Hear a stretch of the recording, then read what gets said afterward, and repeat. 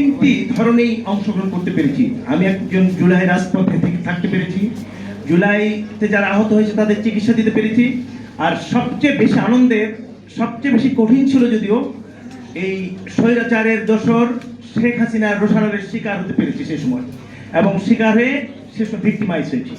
আমি আমার খুব অল্প সময়ের মধ্যে আমার অভিজ্ঞতাটা বলবো। আমি প্রথম জুলাই আন্দোলন যখন শুরু হয়, একদিন আমার মিসেসকে ফোন করলাম, যে তখন সবাই আতঙ্কিত, ছেলেরা যাচ্ছে, কার কি অবস্থা। আমার বড় ছেলেটার সম্পর্কে জানতে চাইলাম, ও মেডিকেল কলেজে পড়ে। আমার মিসেস আমাকে বললো যে ও তো নাই, ও তো আন্দোলনে আছে। বাবা তো আমি ওকে জিজ্ঞাসা করলাম যে ছেলেটা গেল, তুমি কিছু বললে না?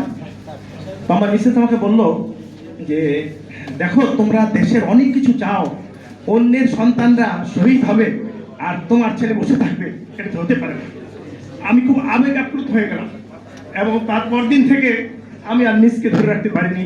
আমার সাথে আমার অনেক সহযোগিতা ছিল, আমরা রাজপথে অংশগ্রহণ করেছি। 17 জুলাই আপনারা জানেন, সলিমুল্লাহ মেডিকেল কলেজের স্টুডেন্টরা প্রথম মেডিকেল কলেজের ছাত্রদের মধ্যে তারা আন্দোলনে সক্রিয় অংশগ্রহণ করে, এবং ছাত্রলীগের নিকৃষ্টতম আক্রমণের শিকার হয়ে আমাদের একটা মেয়ের মাথা ফেটে যায়। এর এই ফলশ্রুতিতে কতগুলো সংক্ষুব্ধ ছেলেরা প্রিন্সিপালের অফিস আক্রমণ করে। পরের দিন একাডেমিক কাউন্সিলের মিটিং শুরু হয়। একাডেমিক কাউন্সিলের মিটিংয়ের সিদ্ধান্ত নেওয়ার সময় আলোচনা শুরু হয়ে প্রিন্সিপাল সাহেব বললেন যে গতকাল যারা সরকারি সম্পদ নষ্ট করেছে, দেখবে প্রিন্সিপাল রুম আক্রমণ করেছে, তাদের বিরুদ্ধে থানায় মামলা হবে। আমি উঠে দাঁড়িয়ে বললাম, স্যার ঠিক আছে, যদি কেউ এটা অন্যায় করে থাকে, ইট হ্যাভ টু বি ইনভেস্টিগেটেড, কিন্তু আপনি আমাকে বলেন যে কালকে আমাদের যে মেয়েটার মাথা ফাটিয়ে দিয়েছে তার ব্যাপারে আপনাদের বক্তব্য কি? তখন উনি বললেন এটা ইনভেস্টিগেশন করে দেখতে হবে কার দোষ ছিল। আমি বললাম যে এখানেও তো ইনভেস্টিগেশন করে দেখতে হবে কে ভাঙতে আসছিল। মিটিং শেষ করে, মানে মিটিং শেষ হলো না, কোনো সিদ্ধান্তহীনতা আমরা বেরিয়ে আসলাম। বেরিয়ে আসার সাথে সাথে আমাকে প্রিন্সিপাল অফিস থেকে পিএ ফোন করলো যে স্যার আপনার জন্য একটা ভালো সংবাদ আছে। আমি বললাম কি? বলে ইউ হ্যাভ বিন ট্রান্সফার্ড। আমি একটু সারপ্রাইজ হলাম। আমি যে দেখলাম মাত্র 2 ঘন্টার নোটিশে, at that time I was serving as the head of the department and professor Sir Salimullah Medical College Department of Pediatrics, আমাকে অ্যাসোসিয়েট প্রফেসর করে কোনো নিয়ম নীতি না মেনে রাঙামাটিতে বদলি করা হয়েছে।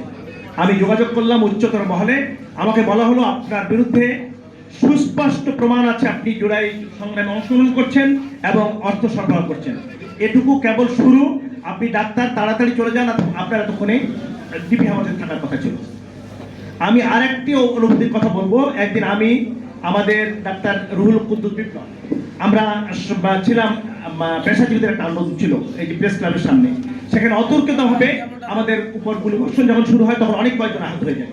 আমরা আন্দোলনে অংশগ্রহণ করে যখন দৌড় দিয়ে পালিয়ে বাডেম হসপিটালে গেলাম, ওখানে দেখলাম এটা তো একটা শিশু হসপিটাল, বাডেমের এই সেগুনবাগির যে ব্রাঞ্চটা, ওখানে ওই ইমার্জেন্সিতে ডাক্তার রুহুল কুদ্দুস বিপ্লব একটা ছেলেকে গুলি লেগেছে, এই গুলি বের করে দিল। মানে আমি বলতে চাচ্ছি ডাক্তারদের অবদান শুধু রাজপথে ছিল না, শুধু মানে মিছিল মিটিংয়ে ছিল না, তারা ডাক্তার মানে জীবনের মায়া ত্যাগ করে তারা ওটিতে রোগীদের সার্ভিস দিয়েছে, সরকারে গিয়েছে। এখন একটু কথা, আমাদের সময় শেষ হয়ে গেছে, আমি 1 মিনিটের মধ্যে শেষ করে দেবো। আমি একটা কথা বলি, এরপর আমরা কি পেয়েছি? এই জুলাই যখন শুরু হয়, বাংলাদেশের ইতিহাসে আমাদের সবার কন্ট্রিবিউশনে, বেশিরভাগ তখন এনডিএফ এর সবচেয়ে বড় কন্ট্রিবিউশন ছিল, ডাক্তারদের 9,500 ডাক্তারদের পদোন্নতি হয়েছে। আর এর পদোন্নতি পরবর্তী অবস্থায় যখন নতুন চাকা ঘুরেছে, এরপর আমরা দেখেছি যারা জুলাই আন্দোলনে সক্রিয় অংশগ্রহণ করেছিল, বেছে বেছে তাদের বিভিন্ন জায়গায়, খারাপ জায়গায় পোস্টিং দেওয়া হচ্ছে। এটাই প্রাপ্তি আমাদের জুলাই।